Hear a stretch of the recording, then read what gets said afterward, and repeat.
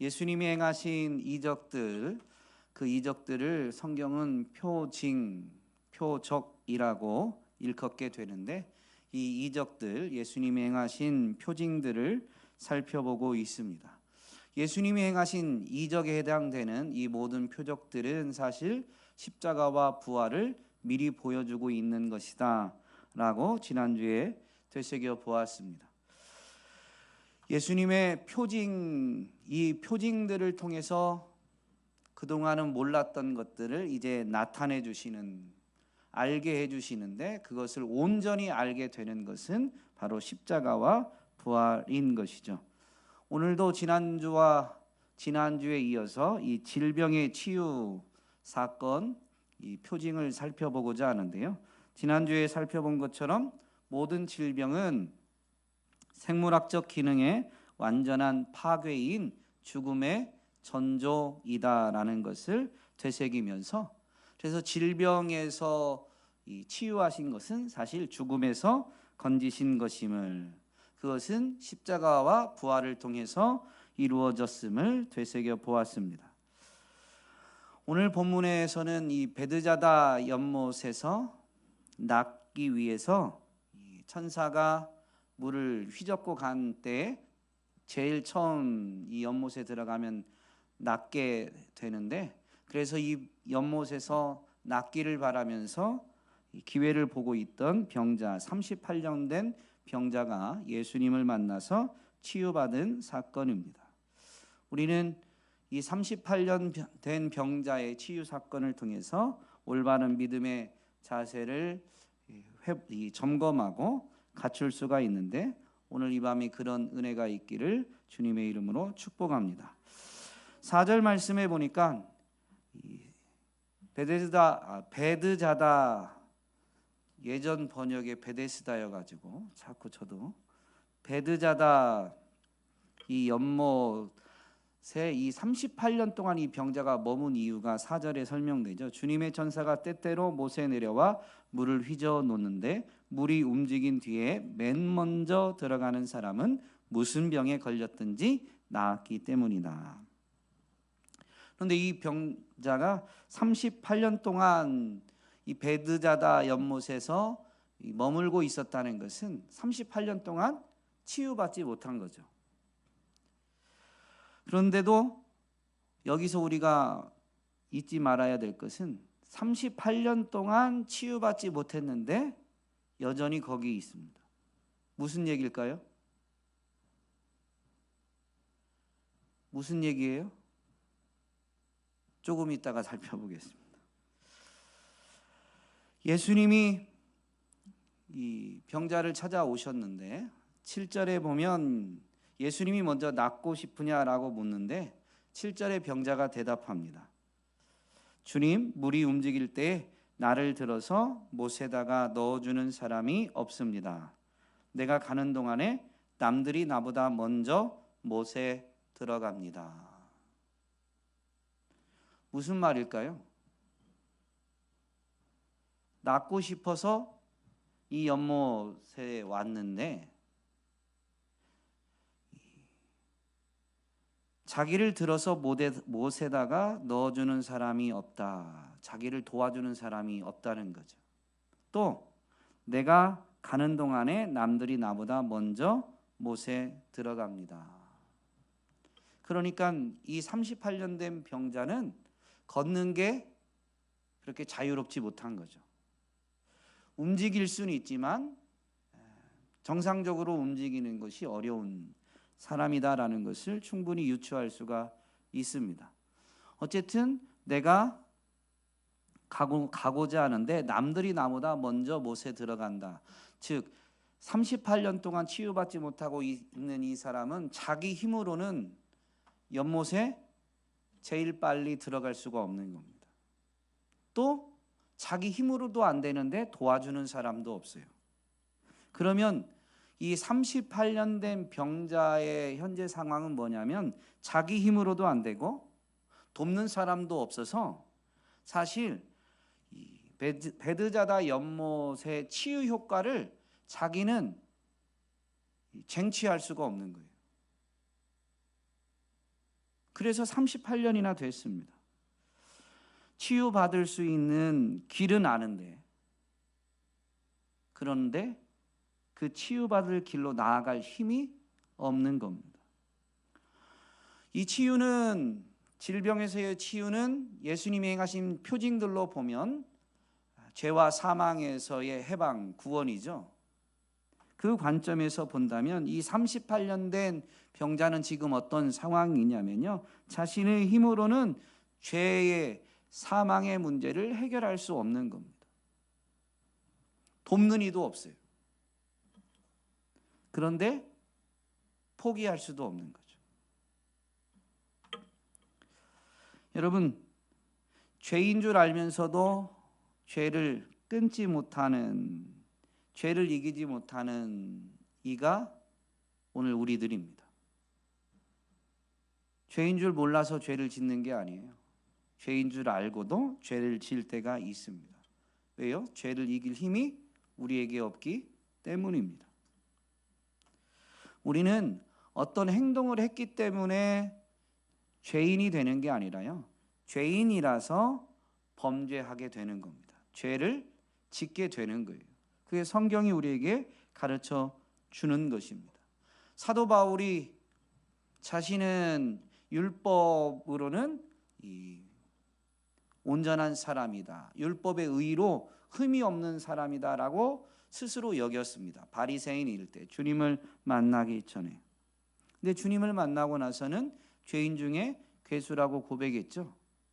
그가 주님을 만나고 나서 자신의 이 비참한 상태를 인지하게 됩니다. 그것을 솔직하게 교회에게 고백하고 예수 그리스도가 절대적으로 필요함을 가르치고 권면하게 되는데, 로마서 7장 15절에 보니까 이런 고백을 합니다. 나는 내가 하는 일을 도무지 알 수가 없습니다. 내가 해야겠다고 생각하는 일은 하지 않고 도리어 해서는 안 되겠다고 생각하는 일을 하고 있으니 말입니다. 그와 같은 일을 하는 것은 내가 아니라 내 속에 자리를 잡고 있는 죄입니다. 그러니까 이미 바울 안에, 바울 속에 죄가 있는 거예요. 그래서 죄인인 거지, 어떤 행동을 했기 때문에 죄가 들어오는 게 아닙니다. 그래서 7장 마지막 절에서 바울은, 로마서 7장 마지막 절에서 이런 탄식을 하죠. 아, 나는 비참한 사람입니다. 누가 이 죽음의 몸에서 나를 건져 주시겠습니까? 건져 주겠습니까?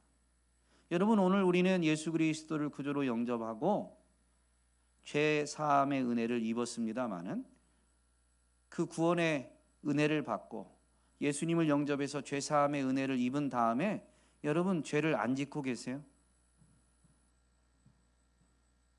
이제 죄에 대한 기준이 예수님을 만나기 전보다 더욱 엄격해졌죠. 그 전에는 모르고 짓던 죄도 있었는데 이제는 알고도 짓는 죄가 더 많아졌습니다. 그런데 우리 힘으로 죄를 끊어낼 힘이 있느냐라는 거죠. 예수님을 만났고 예수님을 내 안에 모셨다고 하는데, 내 힘으로 죄를 끊어낼 힘이, 죄를 이길 힘이 있느냐?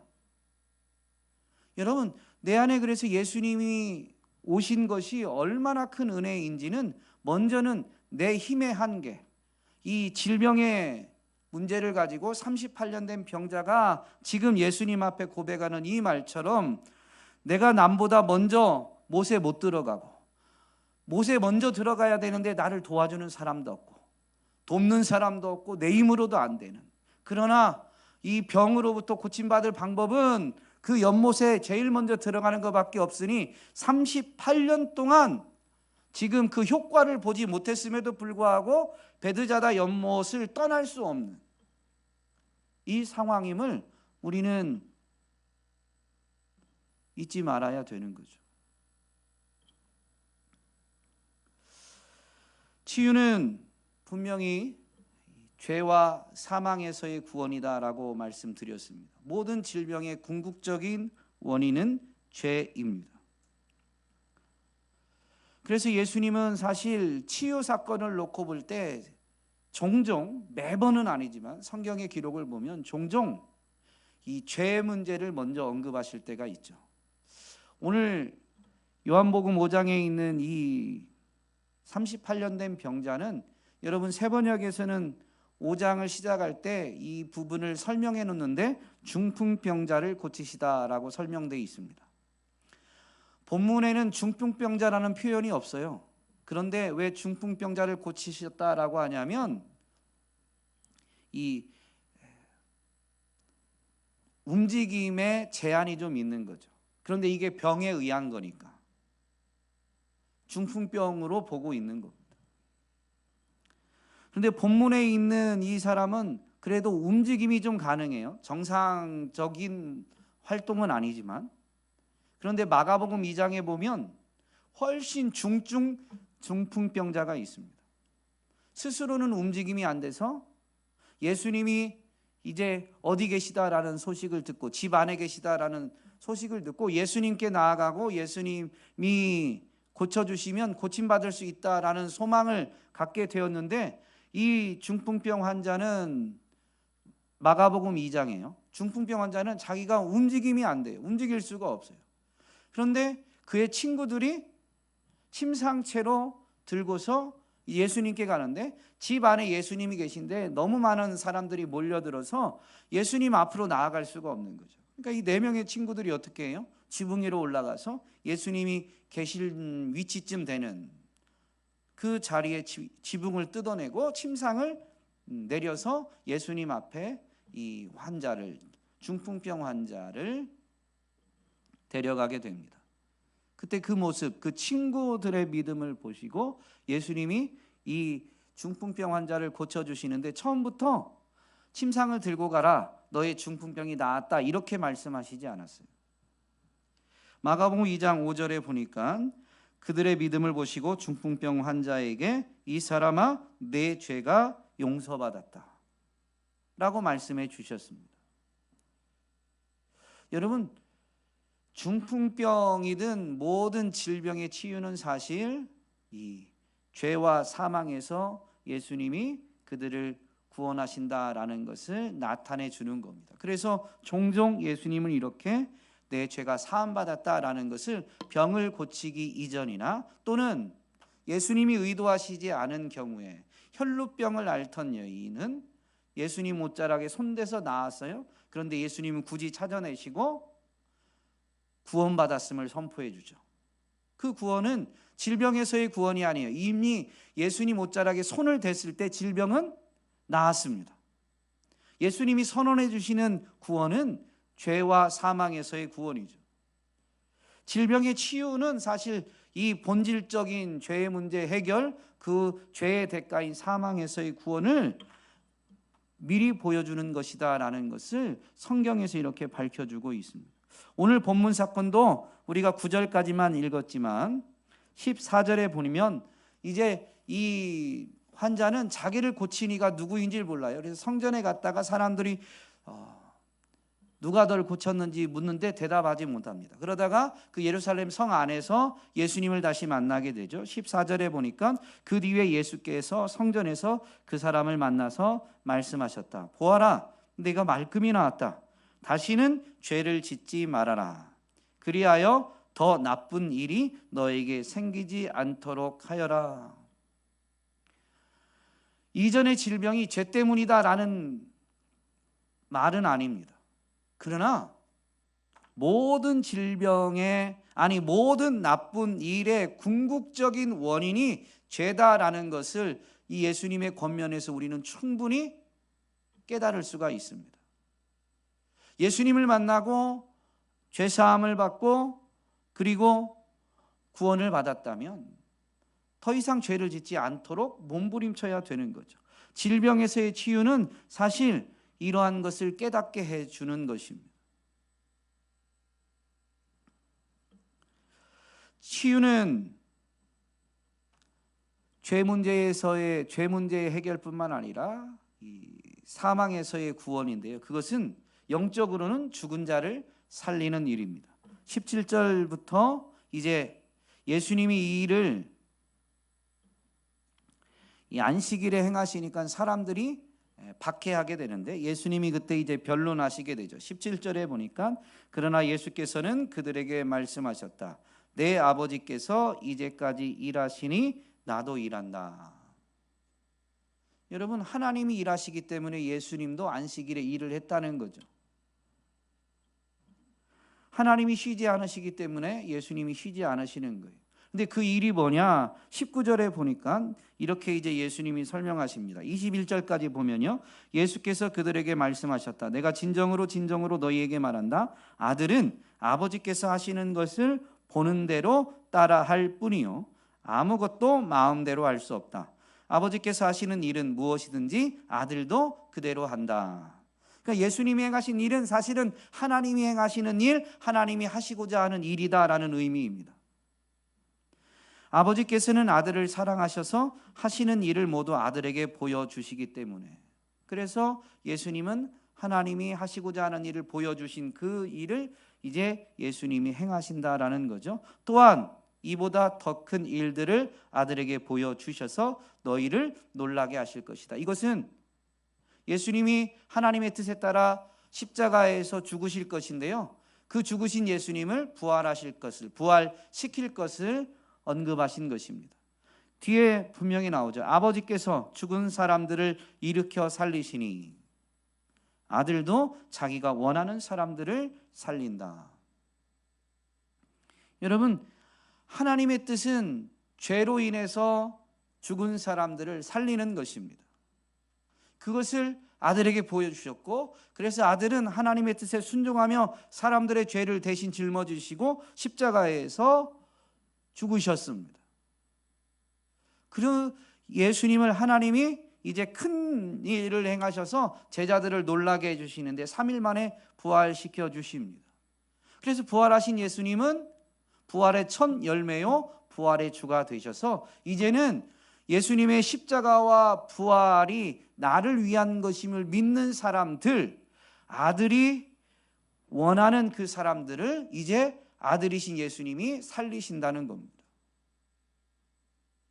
여러분, 질병에서 예수님이 십자가를 지시기 전까지 병든 사람들을 치유하신 것은 죄 문제를 해결하시겠다, 그래서 그들을 죽음에서 건지시겠다라는 의미요, 죽음에서 건진받은 영적으로 생명을 얻은 그들은 예수님이 정말로 몸을 나중에 갈아입듯이 육체적으로는 죽음을 겪게 된다 할지라도 예수님이 부활의 몸을 통해서 그를 분명히 살리신다라는 것을 미리 보여주신 것입니다. 이 일을 하나님이 행하시는 거고 아들이신 예수님도 쉬지 않고 행하시는 거예요. 사람의 몸을 입고 이 땅에 오셨을 때는 병든 자, 귀신 들린 자들을 치유하시면서 이 일을 미리 보여주신 것이고, 그러면서 십자가를 향해서 나아갔고 십자가에서 죽으시고 3일 만에 부활하심으로 이 일을 성취하신 겁니다. 그렇다면 오늘 영적으로 병든 사람들에게 예수님이 물으시는 게 있죠. 6절 말씀에 보니까 이렇게 물으십니다. 예수께서 누워있는 그 사람을 보시고 또 이미 오랜 세월을 그렇게 보내고 있는 것을 아시고는 물으십니다. 낫고 싶으냐? 너무 당연한 것 같지만요, 당연한 게 아니에요. 38년 되었어요. 예수님이 그 사람을 보셨고 또 이미 오랜 세월을 그렇게 보내고 있는 것, 그 그렇게가 뭐예요? 이어서 7절에서 이 병자가 고백하는 거예요.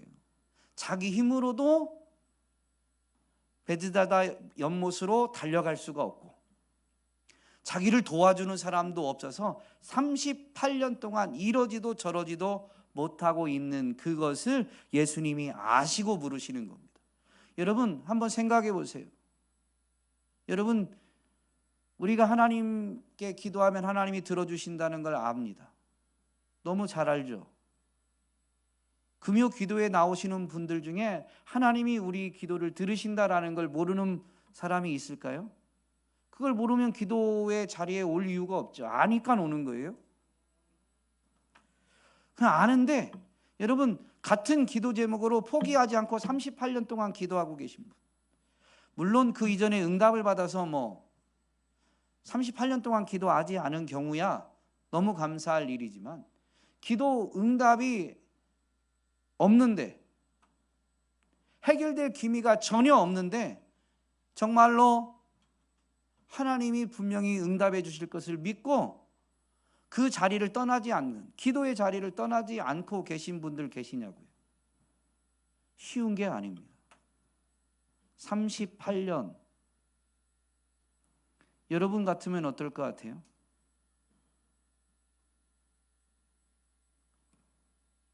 내 힘으로도 안 되고 도와주는 사람도 하나 없고,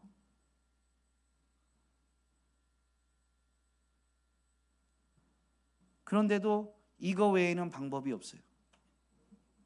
그 베드자다 연못에 천사가 와서 물을 휘젓고 난 다음에 제일 먼저 들어가는 거 외에는 내가 치유받을 수 있는 방법이 없어요. 여러분 어떻게 하시겠습니까? 오늘 본문에 있는 이 병자는 중풍병자예요. 거동이 좀 불편할 뿐이에요. 지난주에는 이 왕의 신하가 자신의 아들을 치유해달라고 예수님을 찾아왔는데요, 이 왕의 신하가 예수님께 간청하는 것을 보면 죽음의 위기에 처해 있어요. 예수님, 내 아이가 죽기 전에 내려와 주십시오. 아들이 거의 죽게 되었기 때문에 자기 아들을 고쳐달라고 애원하고 있음을 분명히 설명하고 있습니다. 그런데 본문의 중풍병자, 38년 된 병자는 지금 죽음의 그 현상이 그렇게 직접적으로 느껴지지 않아요. 그냥 조금 불편할 뿐이에요. 그런데 도와주는 사람도 없고 자기 힘으로도 해결할 수도 없어요. 그런 상황인데 38년을 포기하지 않았다. 여러분, 주님이 그 마음을 찾고 계신 거고, 그 마음을 이미 아심에도 불구하고 또 확인하시는 거예요. 너 낫고 싶으냐? 여러분 7절의 이 말, 주님 물이 움직일 때 나를 들어서 못에다가 넣어주는 사람이 없습니다. 내가 가는 동안에 남들이 나보다 먼저 못에 들어갑니다. 이렇게 말했지만 여기 이 말에 담긴 의미는, 그런데 아직도 여기 있는 것은 낫고 싶기 때문입니다 라는 표현이 함축되어 있는 거죠. 내 힘으로도 안 되고 도와줄 리도 없고, 그래서 어차피 그 연못에 제일 먼저 못 들어가는데, 분명히 이 사람이 못 움직여서 여기 있는 게 아니에요. 움직일 수 있어요. 그런데도 거기를 떠나지 않은 이유는 낫고 싶기 때문인 거죠. 38년이 됐어요. 포기할 만도 해요. 그런데도 낫고 싶은 마음이 있다는 거죠. 아마 이런 표현이 뒤에 덧붙여서 예수님과 대화를 했을지 모릅니다. 예수님, 단 하루라도 제가 이 병이 나아서 저도 좀 똑바로 걷고 뛰어보고 싶습니다. 그런 소원이 있으니까 그 자리를 떠나지 않은 거예요. 그냥 불편함을 감수하고 사는 게 아니라. 여러분, 주님이 우리에게 물으시고 찾으시는 건 뭐냐면요, 우리 마음입니다. 우리 마음입니다. 성경은 하나님이 마음을 보시는 분이다라는 걸 강조합니다. 사울이 하나님 말씀에 불순종해서 이제 왕위에서 쫓겨나게 되죠. 아직 즉각적으로 왕위에서 폐위된 건 아니지만 하나님은 이미 그걸 결정하셨어요. 그리고 사울을 대신해서 하나님의 마음에 합한 사람을 왕으로 세울 것을 말씀하셨죠. 그래서 이제 이새의 아들 중에 그런 사람이 있음을 하나님이 사무엘에게 말씀하십니다. 누구라고는 안 하셨어요. 그래서 그 이새의 마을로 가는니다. 이새의 자녀들을 부릅니다. 근데 첫째가 왔는데 그 영적인 거장인 사무엘이 봐도 왕이 되기에 합당한 사람처럼 보였습니다. 그래서 기름을 부으려고 했는데 하나님이 만류하시면서 하신 말씀이죠. 너는 그의 준수한 겉모습과 큰 키만을 보아서는 안 된다. 그는 내가 세운 사람이 아니다. 나는 사람이 판단하는 것처럼 그렇게 판단하지는 않는다. 사람은 겉모습만을 따라 판단하지만 나 주는 중심을 본다. 여러분, 하나님은 언제나 중심을 보십니다. 그 마음이 말로도 표현이 되고 행동으로도 표현되지만 사도 바울이 고백한 것처럼 마음에 원하는 것이 말과 행동으로 나오지 않을 때도 많아요. 여러분, 우리의 마음에 있는 게 진실하게 말이 되고 행동이 돼야 되지만 우리는 많은 삶의 자리에서 내 욕심 때문에, 내 이익 때문에, 내 체면 때문에, 내 자존심 때문에 내 마음은 부글부글 끓는데 착한 척하고 착한 말하고 그렇게 행동할 수도 있습니다. 그런데 그런 말에 사람은 속지만 그래서 칭찬도 해줘요. 근데 하나님은 속지 않으십니다. 중심을 보십니다. 예레미야 선지자를 통해서도 분명히 말씀하셨죠. 각 사람의 마음을 살피고 심장을 감찰하며 각 사람의 행실과 행동에 따라 보상하는 이는 바로 나 주다. 무슨 얘기냐면 먼저 마음을 살피신다고 그랬어요. 심장도 이 내부에 있는, 그래서 마음 깊은 곳을 의미합니다. 심장을 감찰하며, 그래서 그 사람의 행동에 따라 보응하시는데요, 마음에는 있는데 행동이 안 되는 것에 하나님이 보응해 주시는 게 아니에요. 그 마음이 진실한 행동으로 이어질 때 그 행동에 대한, 그 진실한 마음과 진실한 행동에 대해서 하나님이 보응해 주시는, 보상해 주시는, 갚아주시는 분이시다라고 분명히 말씀하십니다. 여러분, 그래서 하나님은 이스라엘 백성들에게 행동을 요구하는 법, 율법을 주셨습니다. 어떻게 행하라고. 그런데 그 율법의 핵심은 뭐냐면 행동이 아니에요. 율법의 핵심이 뭐예요? 하나님 사랑, 이웃 사랑입니다. 그런데 그것을 조금 수식어를 붙이면 예수님이 이 율법학자와의 논쟁에서 분명히 율법의 핵심, 율법에서 가장 중요한 것을 분명히 설명해 주시는데 이렇게 말씀하시죠. 너의 마음을 다하고 너의 목숨을 다하고 너의 뜻을 다하고 너의 힘을 다하여 너의 하나님이신 주님을 사랑하여라. 둘째는 이것이다. 내 이웃을 내 몸같이 사랑하여라 라고 분명히 말씀하셨습니다. 하나님 사랑하는데 어떻게 하냐면 마음을 다하여 온 마음으로 전심으로 하나님을 사랑해야 된다라는 것이죠. 여러분, 전심으로 하나님 사랑하고 계십니까? 전심으로 하나님을 찾고 계십니까? 우리가 전심으로 하나님을 사랑하고 전심으로 하나님을 찾고 전심으로 하나님을 의지한다면 38년이 아니라 더 오래돼도 여전히 그분의 이름을 부르지 않을 수가 없습니다.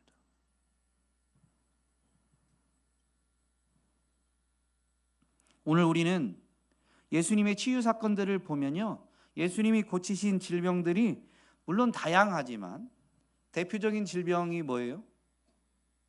성경에 기록된 것들을 보면 다 꼭 그런 건 아니지만요, 중풍병, 그 다음에 눈먼자, 맹인, 그리고는 부정하다고 율법에서 규정된 질병들, 혈루병, 나병 등입니다. 이것은 영적인 현상을 상징하는 질병들입니다. 중풍병은 거동이 불편해요. 똑바로 걷지 못합니다. 맹인은 보지 못하거나 똑바로 보지 못해요. 나병이나 혈루병과 같은 이 부정하다라는 것은 우리가 부정하다라는 것을 나타내는 질병입니다. 그런데 이런 질병을 예수님이 치유하셨죠. 여러분, 영적으로 똑바로 보지도 못하고 영적으로 똑바로 걷지도 못하는 영적으로 질병에 걸린, 영적으로 죄 때문에 사망 가운데 있는 그런 사람들을 예수님이 치유하시는 겁니다. 그런데 어떤 사람들에게 이 치유의 은혜를 베풀어 주시느냐? 낫고자 하느냐? 내 힘으로 안 되고 도와주는 이도 없지만 하나님만이, 예수님만이 나의 영적인 질병, 죄의 문제를 해결하실 수 있습니다. 여러분, 내 힘으로 안 되고 도와줄 리도 없을 때 얼마나 답답하고 비참하겠습니까? 오라 나는 곤고한 사람이다 라고 탄식한 이 바울은 그래서 예수님을 만나고 난 다음에 그 은혜가 얼마나 큰지를 분명히 깨닫게 됩니다.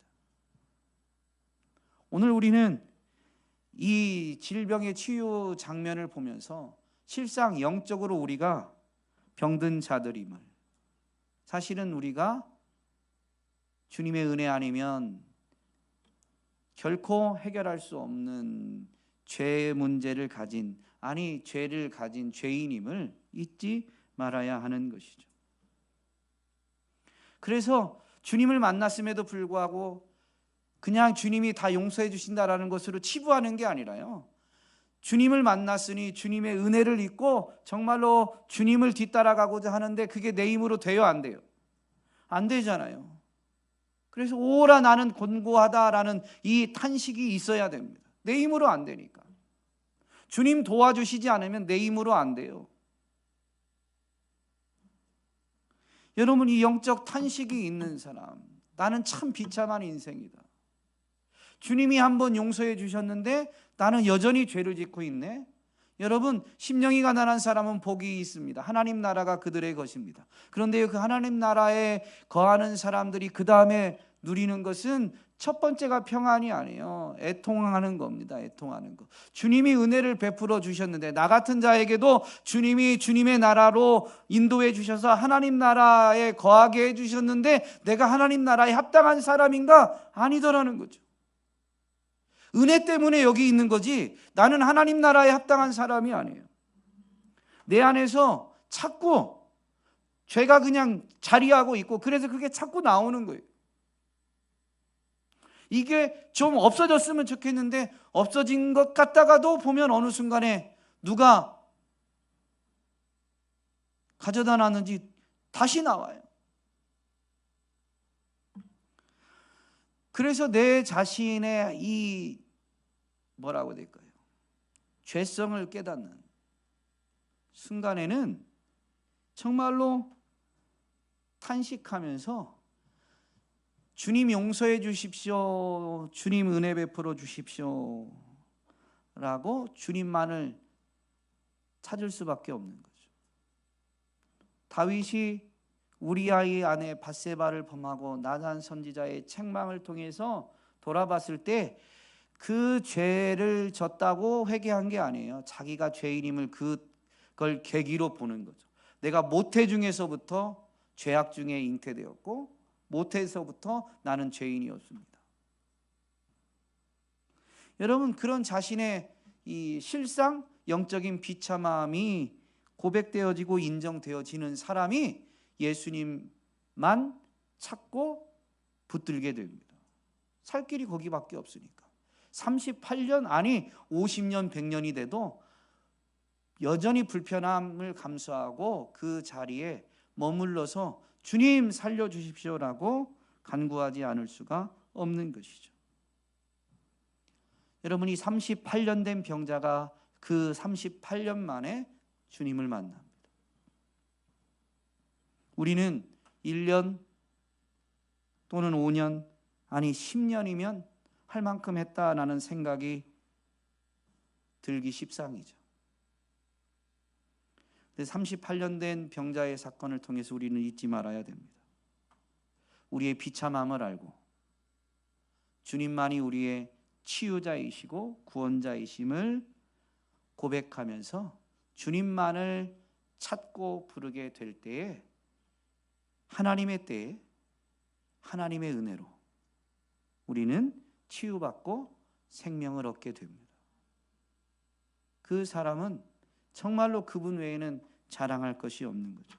오늘 저와 여러분이 이 치유 사건을 통해서 우리 자신의 한계와 연약함, 아니 표현을 좀 더 바꾸면 우리의 비참함을 분명히 인지하고, 그래서 우리의 유일한 치유자이시고 구원자이신 예수님만 찾고 부르며 의지하게 되기를 주님의 이름으로 부탁드립니다.